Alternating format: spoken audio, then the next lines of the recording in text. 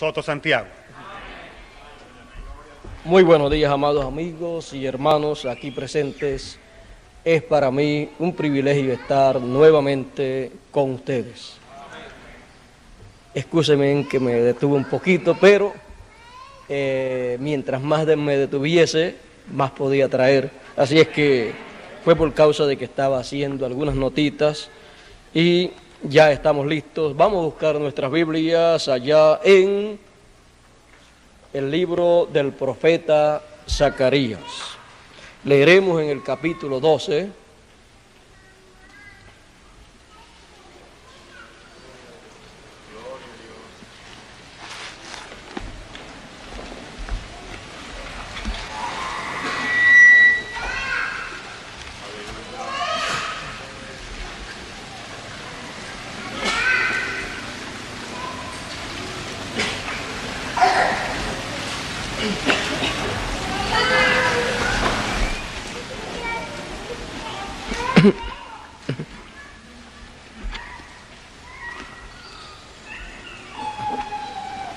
Yo creo que ya todos lo tienen y el que no lo tenga puede escuchar la lectura. Dice en el capítulo 12 de el profeta Zacarías, comenzando en el verso 10, dice de la siguiente manera: y derramaré sobre la casa de David y sobre los moradores de Jerusalén espíritu de gracia y de oración.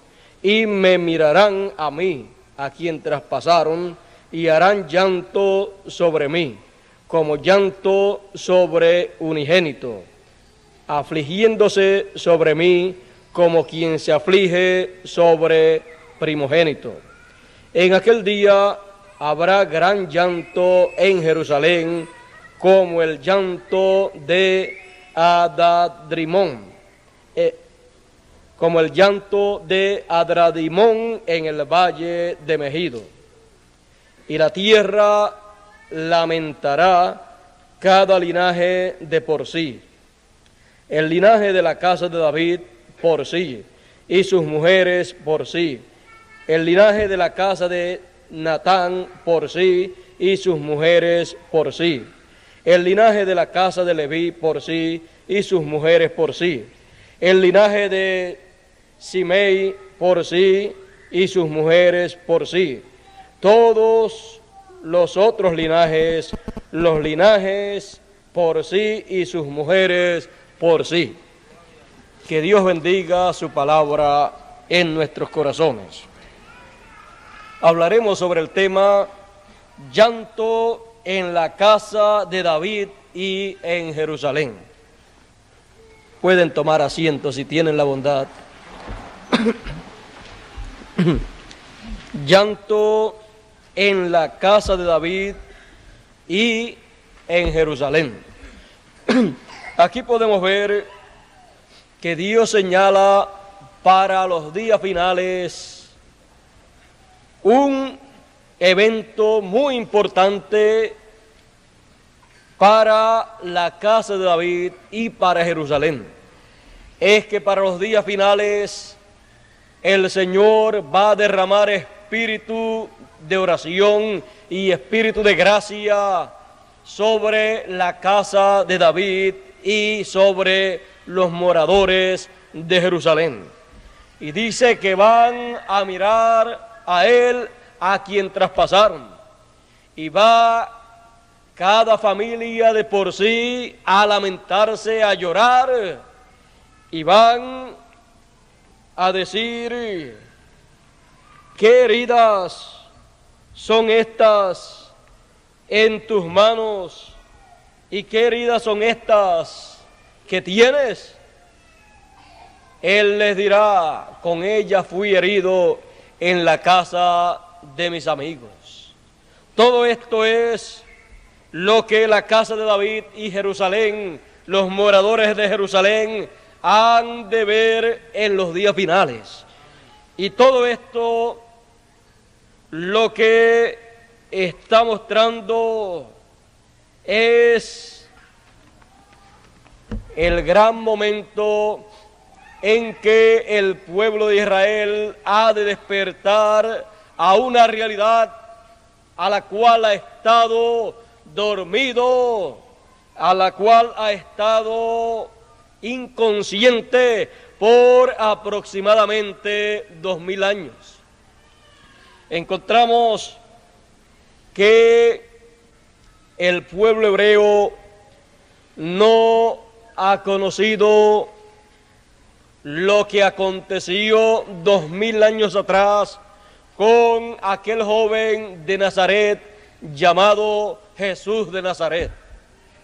Ellos no comprendieron que aquel joven era el hombre, el profeta, del cual había hablado Moisés cuando dijo: profeta como yo de entre vuestros hermanos os levantará el Señor. Y Dios le había dicho a Moisés: y pondré mis palabras en su boca, y él hablará lo que yo le mandare. Porque las palabras de Dios estarían en la boca de ese profeta. Eso es lo que hace diferente a un profeta de los demás predicadores. Lo hace diferente el hecho de que todo el mensaje, toda la palabra de Dios que Dios tiene para ese tiempo asignada, para el tiempo en que aparece ese profeta, Dios la pone en la boca de ese profeta. Y ese es el profeta, el canal que Dios usa para dar a conocer esa palabra que Él quiere que las gentes conozcan. Y es el canal del cual los demás predicadores pueden y están llamados a tomar la palabra de Dios para esparcirla por el mundo, para dársela a conocer a sus iglesias, para dársela a conocer a sus audiencias. Es esa la forma de Dios. Por eso, cuando estudiamos a través de la Biblia la manera en que ha venido la palabra de Dios, usted encontrará que ha sido siempre la misma forma. Los apóstoles fueron profetas. El apóstol Pablo fue uno de los profetas más grandes del Nuevo Testamento. Y así por el estilo usted encontrará que la palabra de Dios siempre vino y vendrá a través del profeta que Dios tenga para ese tiempo. Ahora podemos ver que el pueblo de Israel, cuando vio a Jesús aparecer en la escena hebrea, no vio a Jesús como el profeta que ellos estaban esperando, aunque hizo todas las señales que él tenía que hacer. Él no tenía que hacer más señales de las que le fueron encomendadas, pues él siempre decía: lo que al Padre le agrada, eso es lo que yo hago. Él decía: yo no hago nada de mí mismo, sino lo que yo veo al Padre hacer, eso es lo que yo hago. Lo que Él me muestra que yo haga, eso es lo que yo hago. Por eso Él no podía hacer más señales de las que Él hizo. Y cuando le pedían señales del cielo que Él las hiciera, Él no las hacía, porque Él tenía un sinnúmero de señales asignadas para hacer, y de ahí Él no se salía, porque Él no hacía lo que le agradaba a la gente. Él no hacía lo que le agradaba a los fariseos y saduceos cuando le decían: haznos una señal. Él no hacía eso, porque Él no había venido para agradar a la gente. Él no había venido para agradar a los sacerdotes, a los ministros de aquel tiempo. Él no había venido para agradar al sumo sacerdote. Él había venido para agradar al que lo envió, al Padre. Y el Padre le mostraba todas las cosas que a él le agradaban que Jesús hiciera.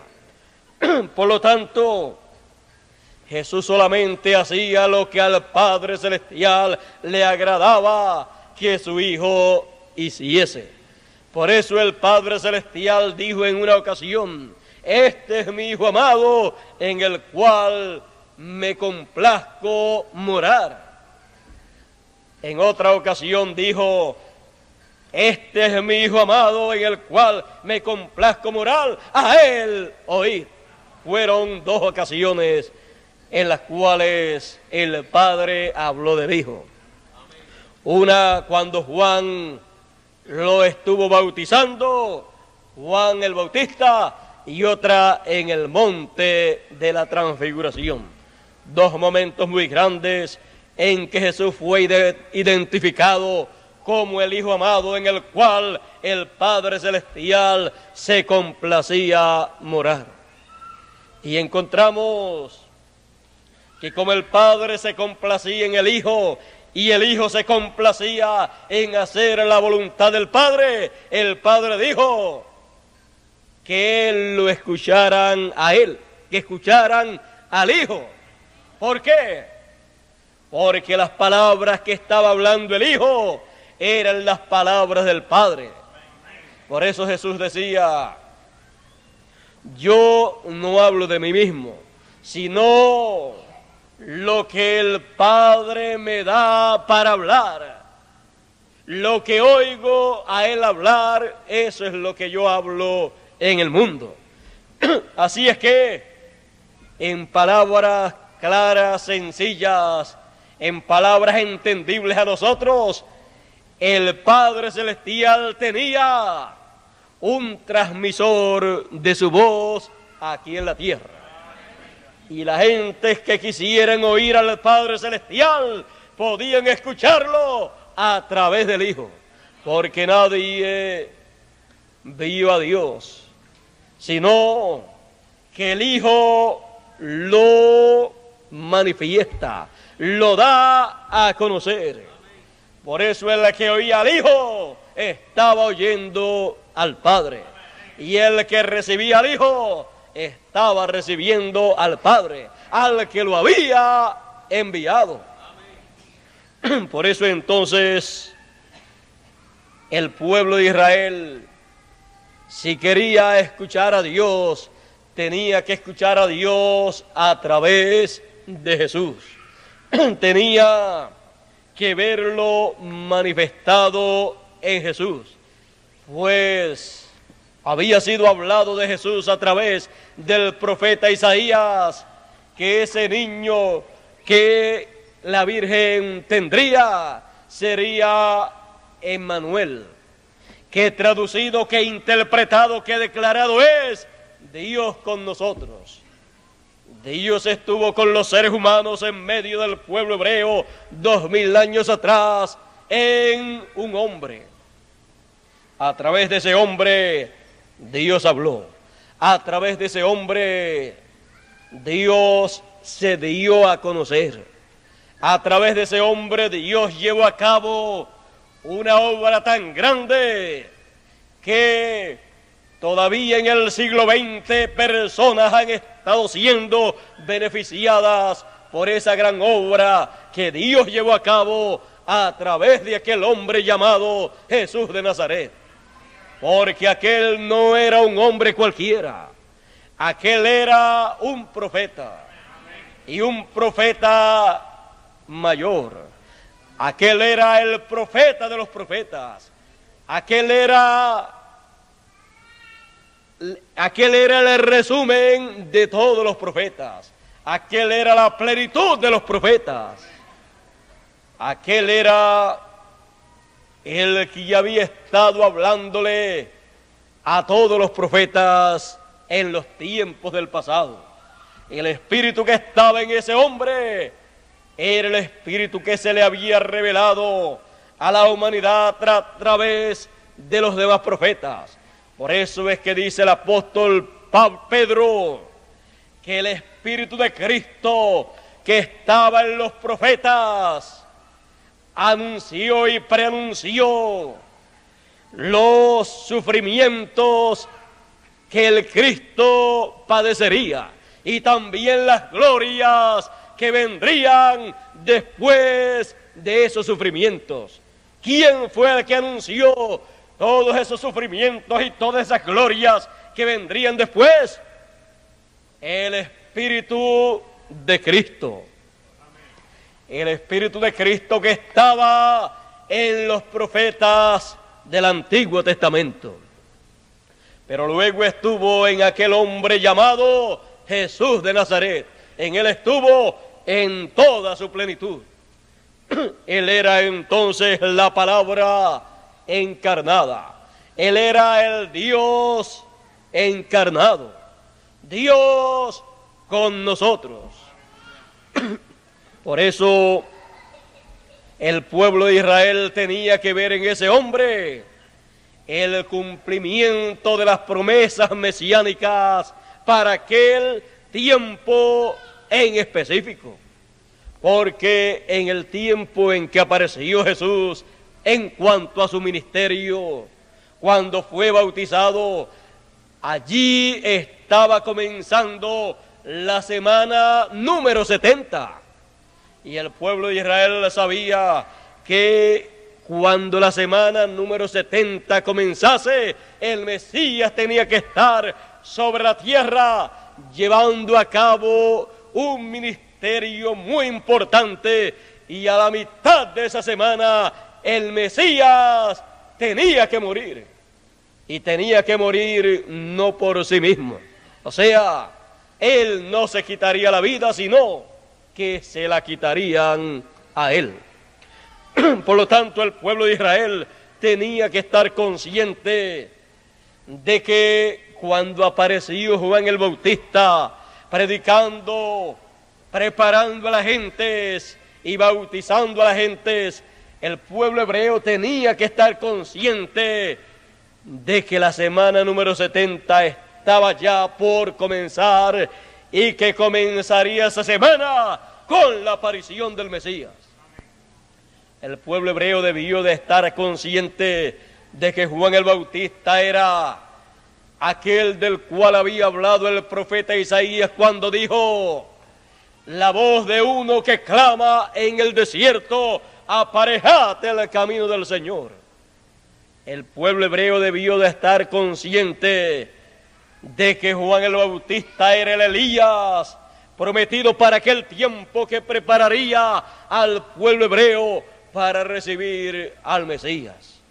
El pueblo hebreo debió de haber estado buscando a Elías y después al Mesías, pero no podría buscar al Mesías y recibir al Mesías a menos que no fuera a través de Elías, porque Elías era el que prepararía el terreno, prepararía el camino, prepararía a las gentes para darle la bienvenida al Mesías. O sea que en palabras más claras, Elías sería la persona, sería el profeta que se presentaría delante del pueblo de Israel para decirles: el tiempo está cumplido, el tiempo ha llegado, arrepiéntanse, prepárense, porque de un momento a otro yo les presentaré al Mesías prometido. Yo les haré esa presentación ante ustedes, por lo tanto, estén preparados. Para estar preparados, arrepiéntanse y bautícense. Yo los estaré bautizando, yo los estaré preparando para que con el corazón lleno de alegría y los brazos abiertos reciban al Mesías cuando yo se los presente a ustedes.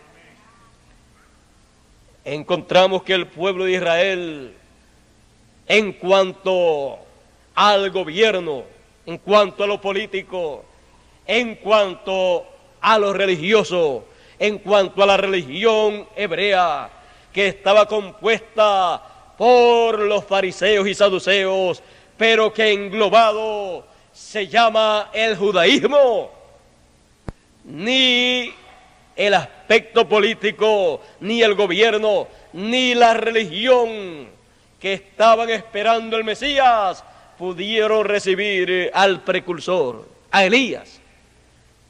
Elías, el que habría de venir para preparar el camino al Mesías, cuando apareció, se llamaba Juan el Bautista. Muchas personas quizás podrían decir en nuestro siglo y también en aquel tiempo, bueno, si Dios va a enviar a Elías, pues cuando aparezca tiene que llamarse Elías. Pero es que muchas personas no comprenden que cuando Dios dice, les voy a enviar a Elías, eso se refiere al ministerio de Elías. Se refiere a ese aspecto espiritual, pero no se refiere a la persona como individuo. No se refiere a la persona en sí, sino a el ministerio en sí. Por eso, cuando apareció Elías en aquellos días, se llamaba Juan. Pero Juan era Elías porque vino en virtud y en el espíritu de Elías. Vino con el ministerio de Elías, y ese ministerio de Elías allí estaba siendo manifestado por tercera vez. No era la primera vez que aparecía ese ministerio sobre la tierra. Ya había estado anteriormente manifestado en el Elías original, en el primer Elías, que se llamaba Elías. Y por eso, cada vez que ese mismo ministerio se manifiesta, se le llama el ministerio de Elías, porque el primero en donde estuvo manifestado en esa forma fue en el profeta Elías. Luego de estar manifestado ese ministerio de Dios en el profeta Elías, ese ministerio volvió a manifestarse por segunda vez en Eliseo. Eliseo, el siervo de Elías, fue la persona, fue el hombre privilegiado con ese ministerio de profeta tan singular. Pues ese siervo de Elías, en una ocasión, cuando Elías quería irse porque sabía que iba a ser arrebatado por Dios, los carros de fuego vendrían y se lo llevarían, él le dijo a Eliseo, mira, quédate aquí porque Dios me manda para tal lugar. Eliseo le dijo, yo no te dejaré, donde quiera que tú vayas, ahí yo iré contigo. No era un siervo cualquiera. Al primer siervo que Elías tuvo, cuando Elías tuvo que salir huyendo, Elías dice que lo dejó en un sitio por allá y el siervo se quedó y Elías se fue solo. Allí cuando Elías necesitó comida, no estaba el siervo de Elías. Dios tuvo que enviar un ángel para darle alimento a Elías. Pero le dio un buen alimento tan poderoso que con dos porciones nada más que le dio, con 2 porciones estuvo caminando 40 días.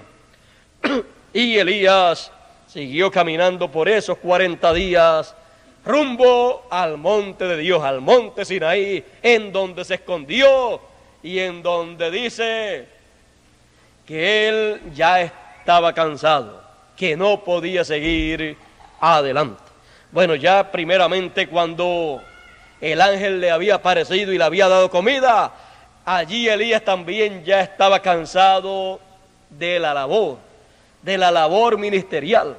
Imagínese con un ministerio tan poderoso, un ministerio que lo que decía acontecía, y sin embargo la nación hebrea estaba en contra de ese ministerio. El rey estaba en contra, la reina también estaba en contra, el pueblo estaba virado en contra de Elías y solamente había un grupito pequeño. Bueno, el mismo profeta Elías decía: yo quiero ya morirme, deseó morirse. Dice, hablando con Dios, yo deseo morirme. Yo solo he quedado y me buscan para matarme. Dios le dijo: mira, Elías, hay 7,000 rodillas que no se han doblado a Baal. Elías creía que él estaba solo. Elías creía que él solo quedaba y que lo iban a matar. Imagínense, salió huyendo para que no lo fueran a matar. Más bien él quería que Dios se lo llevase. O sea, él no quería ser muerto por Jezabel, sino que él quería morir de una muerte que Dios le diese y no que se la fuera a dar la reina Jezabel, que era enemiga de Dios y de los profetas de Dios. Así es que él no quería morir en manos de sus enemigos, quería morir en las manos de Dios. Pero le fue dicho por el ángel: mira, aquí está, come y bebe, porque grande camino te resta.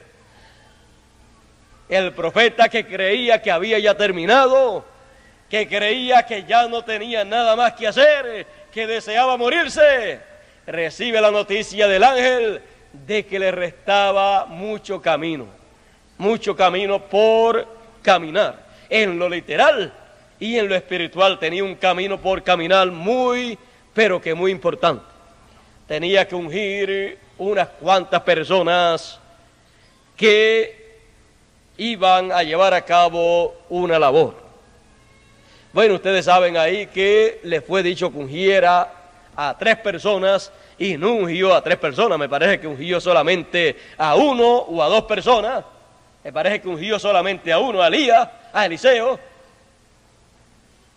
Y Dios le había dicho que tenía que ungir a Eliseo, a 2 personas más, uno de Siria y otro del pueblo de Israel, y solamente ungió a 1 persona. Pero Elías tenía que ungir esas otras personas. ¿Cómo lo iba a hacer? Eso era asunto de Dios y del profeta de Dios. Ahora, cuando ungió Elías a Eliseo, ahí él estaba ungiendo a todos los demás, porque eso vendría en cadena y el espíritu de Elías habría de pasar a Eliseo. ¿Cómo pasaría? Pues en una forma sencilla. Cuando Elías se quería ir porque sabía que Dios lo iba a arrebatar, entonces le decía a Eliseo: mira, quédate aquí porque yo tengo que ir para tal lugar que Dios me envía allá. Eliseo le decía: yo no te dejaré, así es que vamos para allá. Lo que tú necesites, dime lo que necesitas, pero no me mande a hacer mandados muy lejos, porque yo sé que tú te vas a ir. Así es que yo estaré contigo y yo sé que estos son tus últimos días aquí, así es que yo iré a donde tú vayas. Bueno, vamos entonces a pasar a tal lugar. Pasaban a tal lugar y Dios no se lo llevaba, hacían todo lo que tenían que hacer, hablaban la palabra de Dios y seguían adelante, y Dios lo mandaba a otro lugar. Y ahí Elías le decía: mira, quédate acá, que acá tú estás seguro, con los hijos de los profetas, con esta gente tú estás aquí bien, yo voy a tal lugar. Eliseo le decía: no, yo iré contigo. Era una pareja inseparable.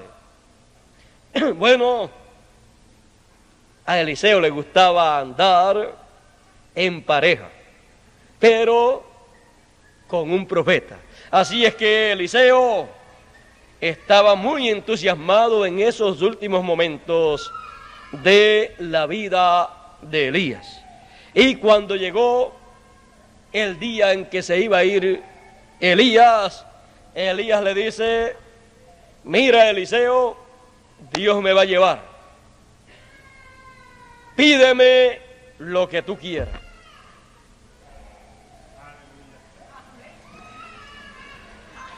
Eliseo dice, bueno, eso era lo que yo estaba esperando. Yo estaba calladito, no había pedido nunca nada.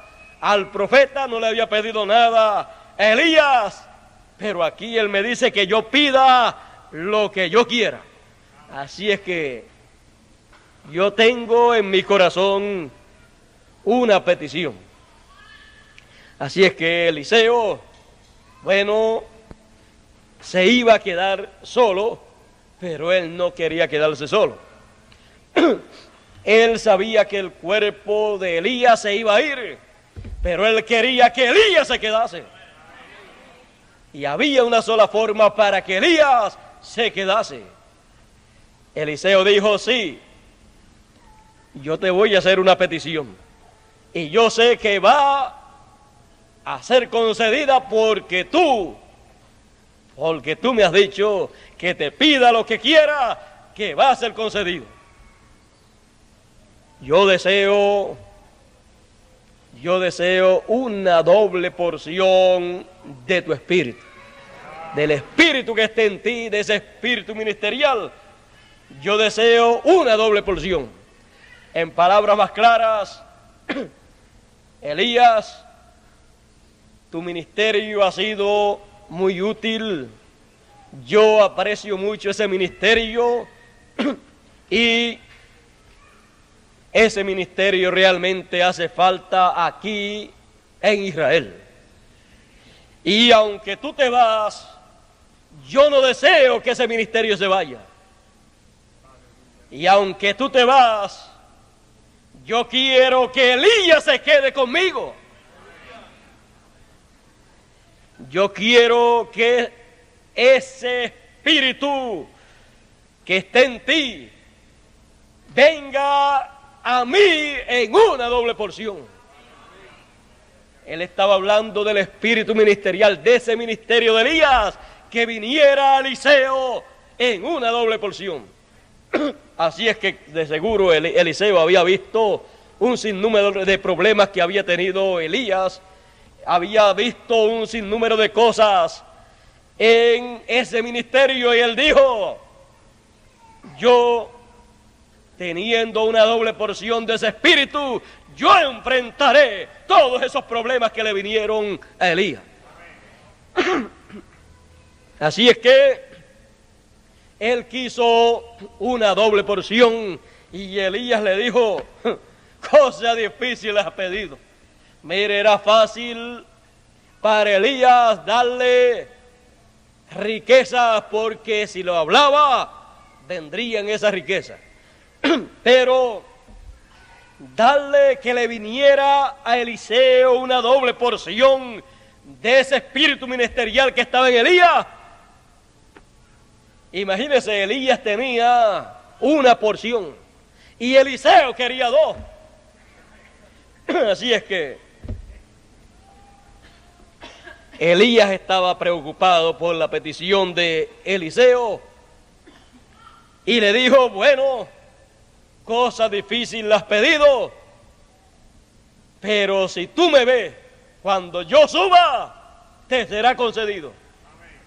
Elías no estaba hablando de sí mismo. Aun cuando Elías le dijo, pida lo que quiera, estaba hablándolo ungido, porque Dios quería que Eliseo pidiese eso que pidió.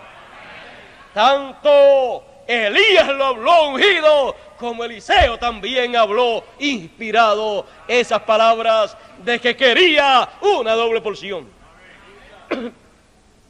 Si Elías con una porción ha hecho todo lo que ha hecho, Eliseo decía, yo con una doble porción, con un doble ministerio, haré mucho más de lo que hizo Elías.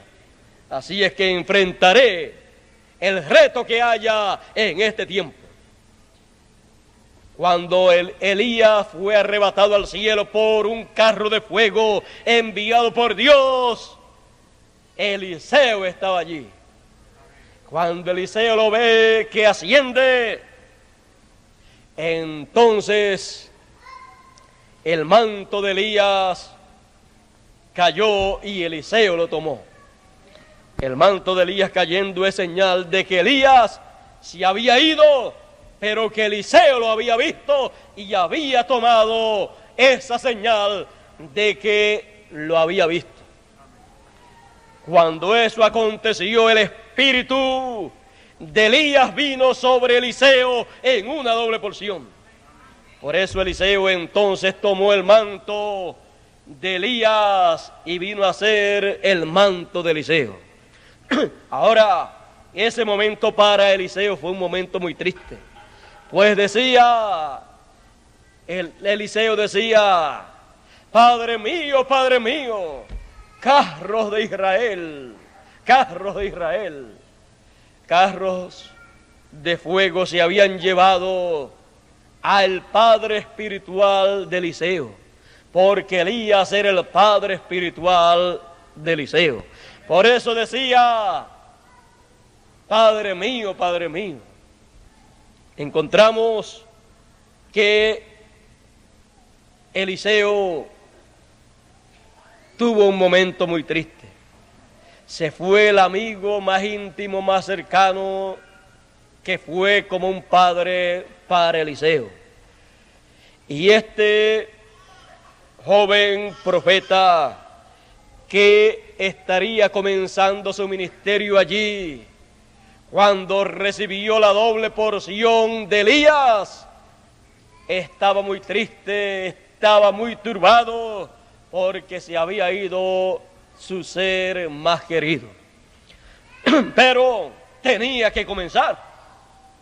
Luego, aún con toda su tristeza y todo su dolor, él tenía que pasar al otro lado. Y tomando el manto que se le había caído a Elías, hizo de la misma manera que había hecho Elías y abrió el Jordán. Pasó en seco, y los que le vieron dijeron: el espíritu de Elías vino sobre él. Eso era lo que había acontecido. El espíritu de Elías había venido sobre él, pero muchos no comprendieron que había venido en una doble porción. Por eso tuvo el éxito que tuvo en su ministerio. Fue el profeta que pudo desenvolverse mejor con el pueblo hebreo y aún con sus enemigos. Con sus enemigos pudo también desenvolverse, porque ese ministerio de Elías es un ministerio que obra para hebreos y para gentiles. Así es que con ese ministerio, y si es doble, se puede trabajar con el pueblo hebreo y con los gentiles también. Porque Elías fue profeta para judíos y para gentiles también. O sea que podía traer bendiciones para un pueblo o para otro pueblo. Y también podría traer juicios, maldiciones para un pueblo o para otro pueblo. Así es que con ese ministerio ya Eliseo entonces comenzaba en su vida la etapa más importante de su vida. O sea, la etapa para lo cual había venido a este mundo. Ahora ustedes pueden ver que esa fue la segunda vez que el espíritu de Elías vino a la tierra y vino a un hombre. Luego la tercera vez fue en Juan el Bautista. Ahora ustedes pueden ver que la segunda vez no se llamaba Elías, sino Eliseo, pero era Elías en cuanto al ministerio. La tercera vez se llamaba Juan el Bautista, pero era el ministerio de Elías sobre la tierra. La cuarta vez, la persona donde estuvo se llamaba William Marion Branham, pero era Elías viniendo en estos días para traer el mensaje de la edad de la Odisea y para precursar la segunda venida del Señor, para preparar a las gentes para que recibieran la venida del Señor.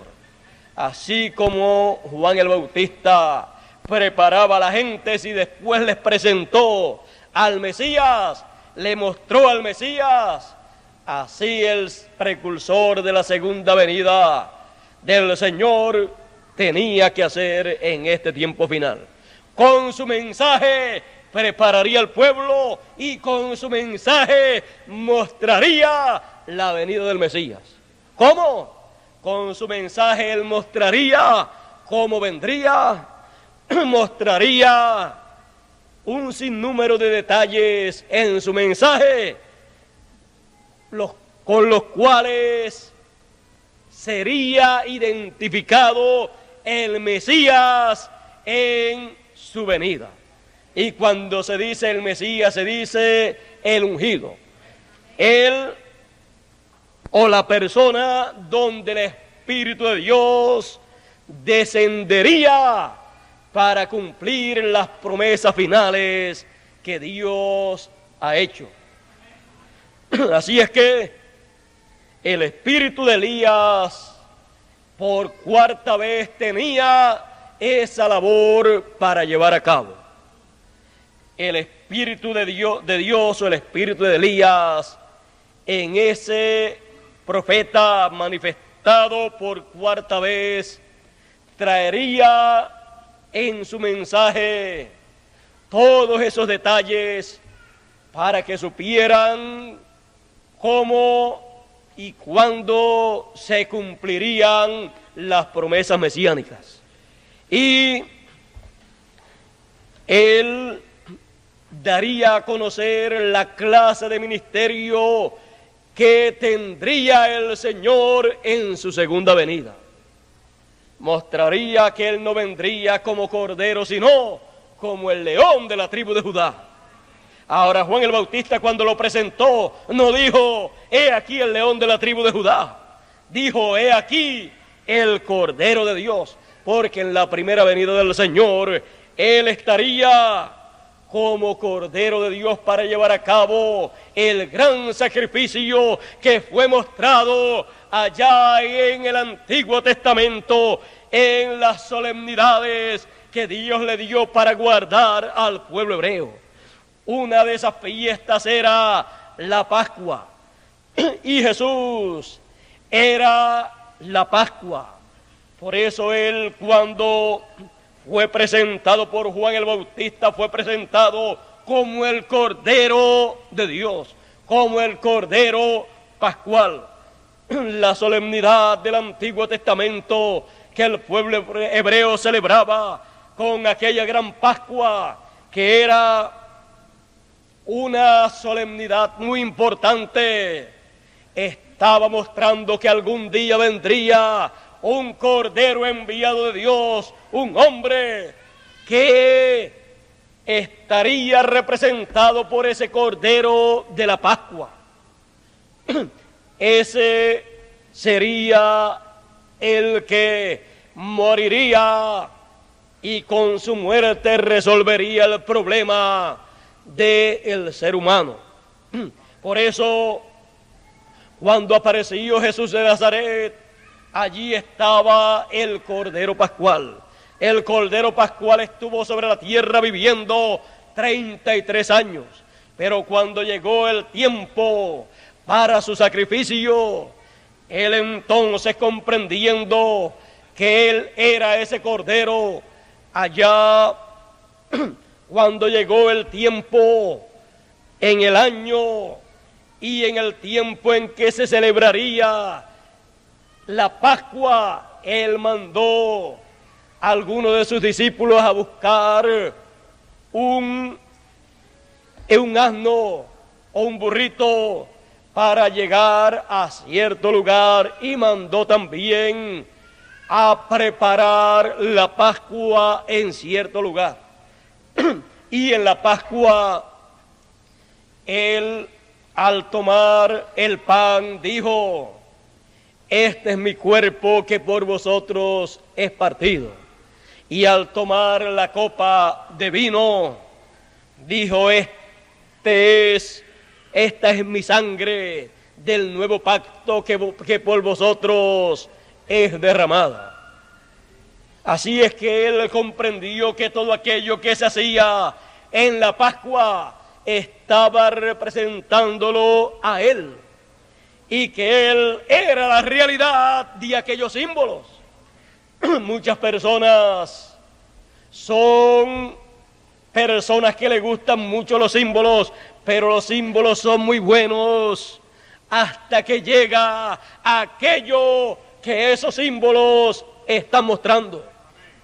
Cuando los símbolos se convierten en realidad, cuando los símbolos se materializan, entonces es tiempo de unir el símbolo con la realidad y tomar la realidad.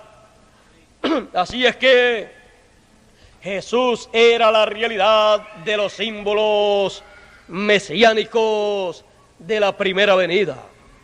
Jesús era la realidad de la Pascua. Por eso Él tomó la Pascua y en aquellos mismos días, algunos días después, murió Él como la Pascua, siendo el Cordero de Dios. Eso estaba en las solemnidades del Antiguo Testamento, de las fiestas que Dios le dio al pueblo de Israel para guardar. Así es que la gente en aquel tiempo en que apareció Jesús no se dieron cuenta que la Pascua que ellos celebraban estaría en medio de ellos materializándose para cumplir un propósito, y que para esa Pascua Dios tendría un cordero enviado del cielo. Así es que Dios llevó a cabo esa Pascua que estaba siendo simbolizada por la Pascua del Antiguo Testamento. Luego de eso, usted tiene que comprender entonces que todas estas fiestas del Antiguo Testamento que fueron ordenadas al pueblo hebreo, esas fiestas que fueron ordenadas para el pueblo hebreo practicar en cierto tiempo de la historia de la raza humana, esas fiestas, esos símbolos se convierten en una realidad en el plan de Dios. Luego vemos otra fiesta, otras solemnidades. Por ejemplo, vemos cuando es mecida la gavilla y son tomados los primeros frutos, y esa gavilla es mecida delante del Señor. Y luego de eso, en la cosecha, al finalizarse la cosecha, entonces eso se celebra otra fiesta, y eso ocurre a los 49 días, después de 49 días de haber mecido la gavilla de los primeros frutos. Luego de eso, 49 días después, o sea, 7 semanas después de pasadas 7 semanas o 49 días, llega el día 50, y en el día 50 se lleva a cabo otra solemnidad, se lleva a cabo otro evento grande, el cual es conocido como la fiesta de Pentecostés. Encontramos que 50 significa Pentecostés. Así es que en ese día se celebraba un evento muy grande en donde se ofrecía, en ese día 50, se ofrecía delante de Dios una ofrenda, se ofrecía delante de Dios todo eso que Él había dicho. Dice que ofreceréis nuevo presente a Jehová, se ofrecería nuevo presente a Dios.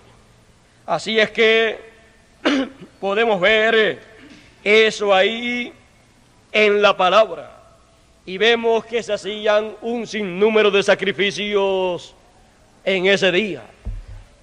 Era 50 días después de haberse ofrecido la ofrenda de las gavillas, o sea que es la ofrenda de los primeros frutos.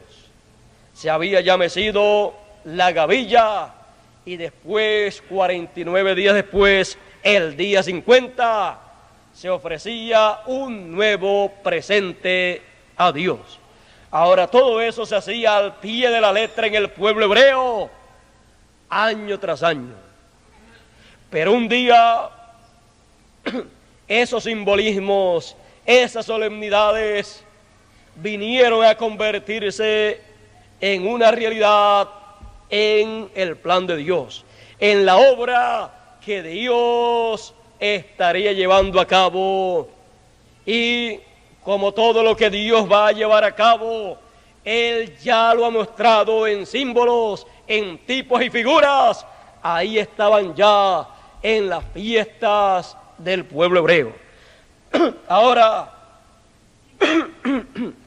luego de la Pascua, luego del Señor haberse ofrecido como el Cordero de Dios, en la Pascua de Dios, en el plan de Dios, en la obra de Dios, que fue representada esa obra como la Pascua y tipificada en la Pascua del pueblo hebreo.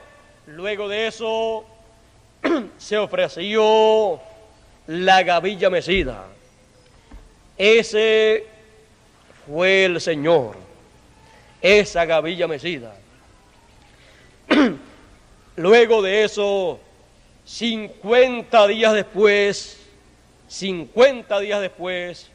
cuando se cumplieron los días de Pentecostés, cuando 49 años después o 7 semanas después, entonces apareció el día 50.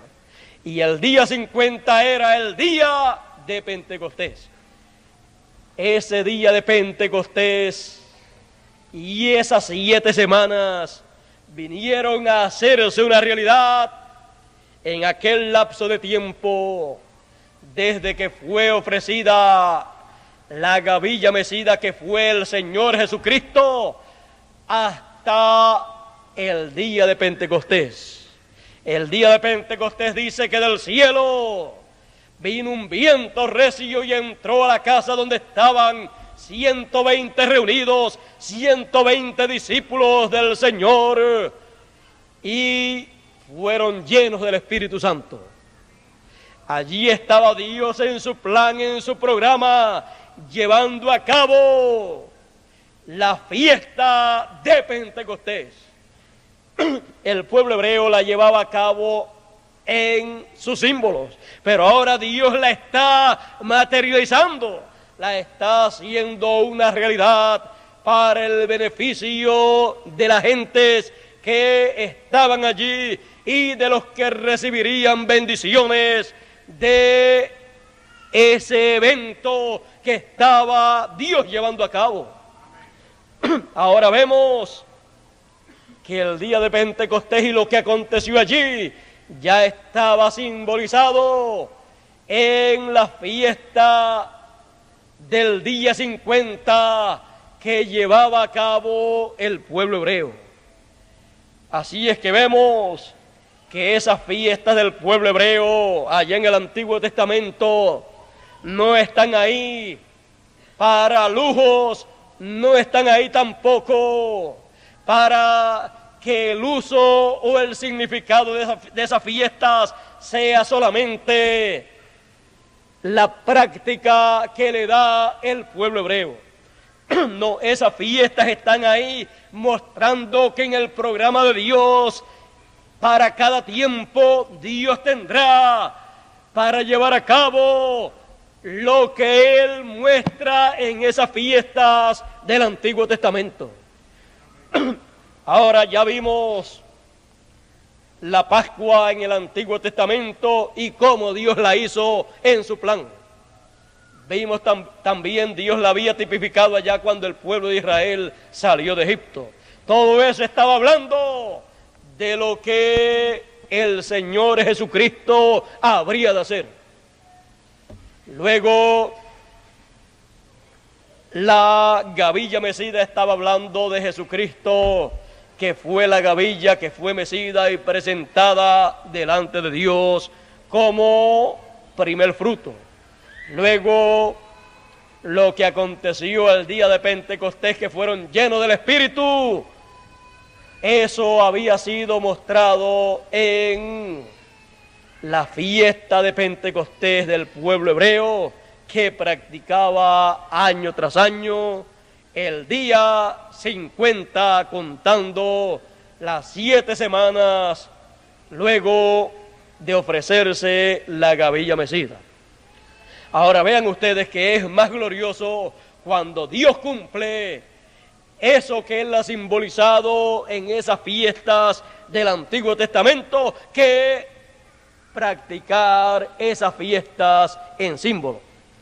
Ahora usted me pregunta, ¿y queda acaso alguna otra fiesta o otras fiestas del Antiguo Testamento que todavía no se hayan materializado?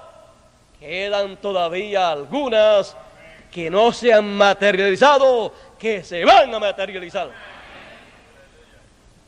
Y de una de ellas fue que yo le leí al comienzo.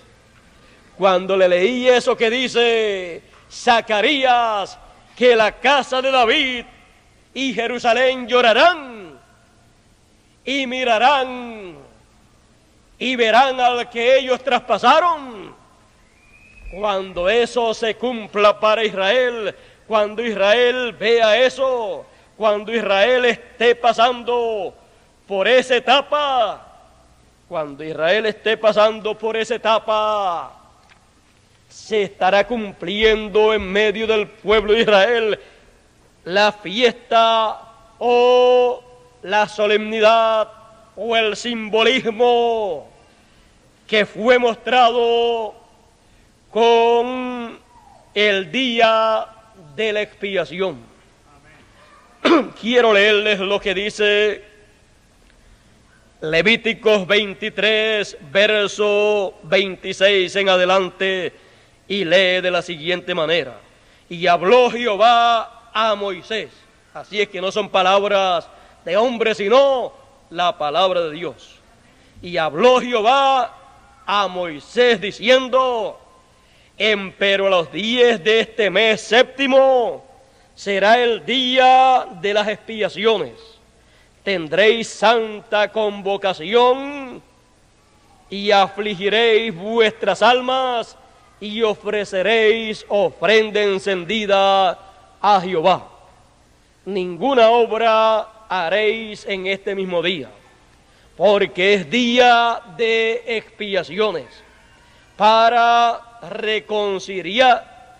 reconciliaros delante de Jehová vuestro Dios. Porque toda persona que no se afligiere en este mismo día será cortada de su pueblo. Y cualquiera que hiciere obra alguna en este mismo día, yo destruiré la tal persona de entre su pueblo. Ninguna obra haréis. Estatuto perpetuo es por vuestras edades en vuestras habitaciones. Sábado de reposo será a vosotros, y afligiréis vuestras almas, comenzando a los 9 del mes en la tarde. De tarde a tarde holgaréis vuestro sábado. Ahora ustedes pueden ver aquí que en ese día de expiaciones es un día en que hay que afligirse, y el que no se aflige en ese día será cortado del pueblo. Eso es lo que dice la ley divina con relación a esta solemnidad, a esta fiesta. Y acá en Zacarías capítulo 12 dice que viene un día, un tiempo en que la casa de David y Jerusalén con sus moradores llorarán, se lamentarán, se afligirán y verán al que ellos traspasaron. El que ellos traspasaron es la expiación. Él es la expiación por los pecados del pueblo hebreo. Él es la expiación por usted y por todo ser humano que ha de recibir la vida eterna. Él es la expiación de toda persona del pasado y del presente. Por eso está mostrado ahí en la Biblia. Ahora, cuando llegue el tiempo para cumplírsele al pueblo de Israel este día de expiaciones, cuando se llegue ese día para materializarse en la obra de Dios, en donde Dios estará moviéndose para hacer realidad ese día en cuanto a la obra que él hará, entonces el pueblo hebreo se lamentará, llorará, dirá: ¿y qué heridas son estas en tus manos? ¿Qué heridas son estas en tus manos y en tus pies? Él dirá: con ella fui herido en la casa de mis hermanos. Con ella fue herido en medio del pueblo hebreo 2000 años atrás. Pero ellos no lo conocieron en aquel tiempo, pero ellos van a reconocer todo lo que aconteció. Ellos se van a dar cuenta de todo lo que aconteció y van a lamentarse, van a llorar, van a sufrir, cada uno de por sí, cada familia de por sí, cada tribu de por sí. Y cuando eso esté realizándose, ese será el tiempo en que Dios estará llamando 144,000 hebreos que estarán llorando y lamentándose, que estarán viendo la expiación, estarán en esa hora del sacrificio, estarán viendo esa expiación y estarán recibiendo el cumplimiento de las promesas mesiánicas. Ese será un gran día. Pero antes de llegar ese día, tenemos que comprender que hay un momento muy importante que precede a ese día. ¿Saben lo que es? Unos versos anteriores a lo que leímos, dice en el capítulo 23 de Levíticos, verso 23 en adelante, dice: y habló Jehová a Moisés diciendo: habla a los hijos de Israel y diles: en el mes séptimo, al primero del mes tendréis sábado. Al primero del mes tendréis sábado, una conmemoración al son de trompetas y una santa convocación. O sea que antes del pueblo hebreo tener el día de la expiación, que es el día 10 del mes séptimo, en el mismo mes séptimo, el día primero, tiene una conmemoración al son de trompetas. Así es que las trompetas vienen primero. O sea que todo eso está relacionado con el pueblo de Israel. Ellos tendrán la fiesta de las trompetas materializadas. Bueno, ¿y cómo se le van a materializar? ¿Cómo Dios le va a realizar la fiesta de las trompetas? Y después la fiesta, esa conmemoración o esa solemnidad de el día de la expiación. Bueno, para las trompetas, ¿quién le suena a las trompetas? ¿Quién tiene que ver con las trompetas para el pueblo hebreo? Es Apocalipsis capítulo 11. Con eso se le materializará las trompetas al pueblo hebreo. Dios en su plan llevará a cabo, realizará lo que fue simbolizado en la conmemoración al son de las trompetas. Así es que veremos a ver cómo camina y cómo se regocija el pueblo de Israel al son de las trompetas. Para eso el ministerio de Moisés y Elías llevará a cabo, se manifestará para llevar a cabo esa gran labor. Y luego, con el son de las trompetas, ahí por ahí más adelante, ellos verán la expiación. Ellos tendrán realizado, se les realizará ese simbolismo del Antiguo Testamento.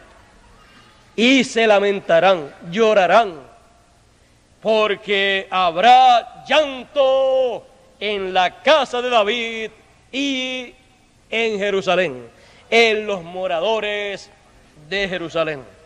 El pueblo hebreo tiene grandes promesas divinas, grandes promesas mesiánicas. El pueblo hebreo es el pueblo que como nación tiene las grandes promesas de Dios. Es el único pueblo con el cual Dios ha tratado como nación. En cuanto a los gentiles, Dios trata con los gentiles como individuos y con individuos de entre los gentiles. Pero con el pueblo hebreo, Él trata como nación. Por eso, todas estas cosas que le han de venir al pueblo hebreo serán cosas que estarán en el plan divino. Por eso es que ya en Apocalipsis capítulo 7 el ángel dice a los cuatro que tienen a los cuatro vientos aguantados, les dice un ángel fuerte que viene del nacimiento del sol, les dice a esos otros cuatro ángeles que no hagan nada, que no dejen que sople viento ni sobre el mar, ni sobre la tierra, ni sobre los árboles, hasta que sean sellados los escogidos de Dios. Hasta que sean sellados los 144,000 hebreos, 12,000 de cada tribu. Ahí en Apocalipsis 7 dice el número, y aún también en Apocalipsis capítulo 14, cuando ya ha sido todo el trabajo hecho. Vean ustedes que dice que Apocalipsis capítulo 7, que no sople viento sobre el mar, ni sobre la tierra, ni sobre los árboles, hasta que sean sellados en sus frentes los escogidos, los señalados del Señor. Y en Apocalipsis capítulo 14, ya ahí están señalados, están recogidos los escogidos, y dice en Apocalipsis 14, y miré, y he aquí el Cordero estaba sobre el monte de Sión, y con él 144,000 que tenían el nombre de su Padre escrito en sus frentes. Ya aquí en Apocalipsis 14 ya fueron sellados, están sellados, tienen el nombre del Padre Celestial en sus frentes.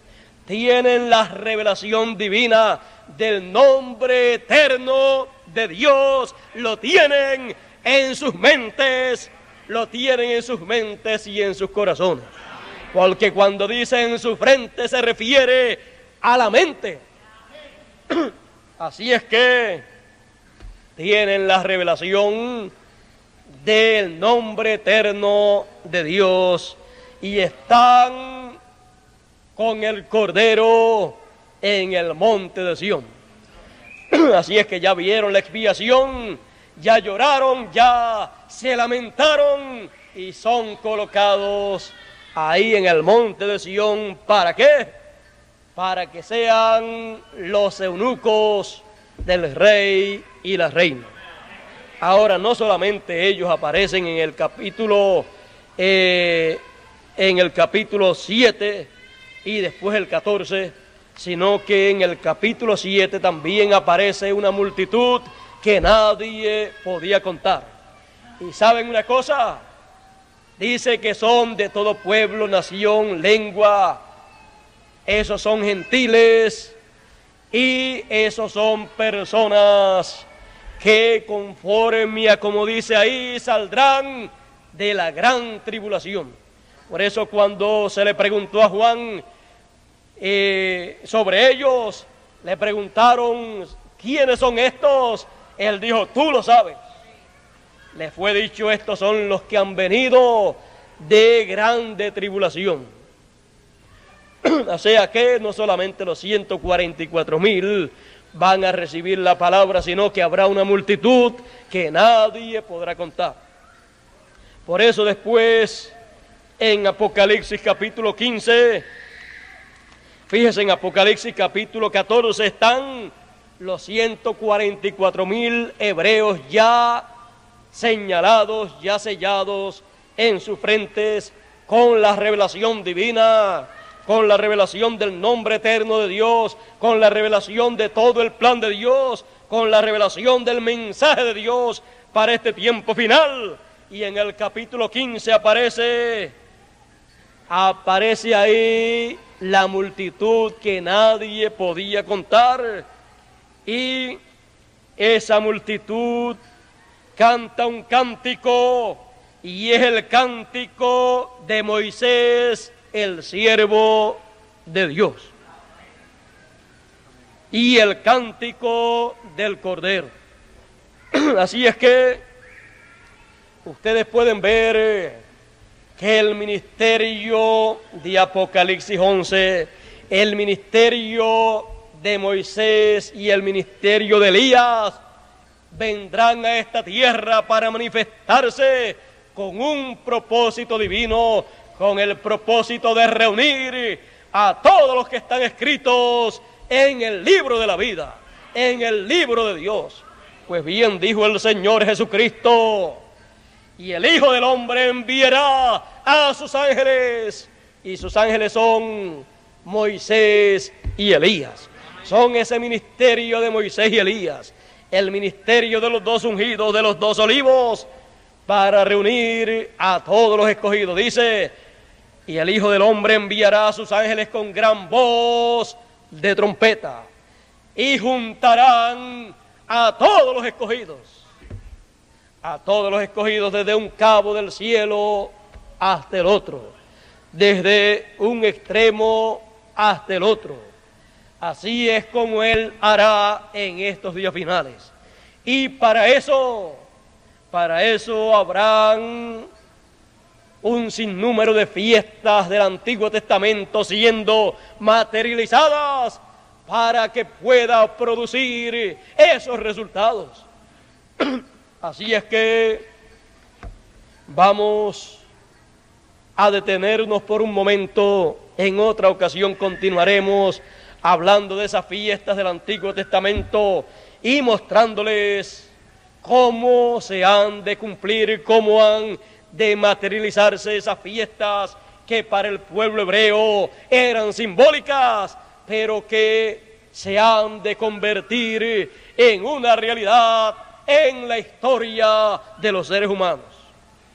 Pero por hoy es bueno que estemos conscientes de nuestro tema: llanto en la casa de David y en Jerusalén. Dios les bendiga, Dios les guarde, y en otra ocasión hablaremos sobre la fiesta de los tabernáculos o cabañas y sobre el año del jubileo. Recuerden que todas estas fiestas tienen también un cumplimiento en lo espiritual y un cumplimiento también en lo literal. Así es que todo eso lo estaremos examinando con detenimiento también en otras ocasiones. Dios les bendiga, Dios les guarde, y no olviden que habrá llanto en la casa de David y en Jerusalén. Dios les bendiga, Dios les guarde, y dejo con ustedes a nuestro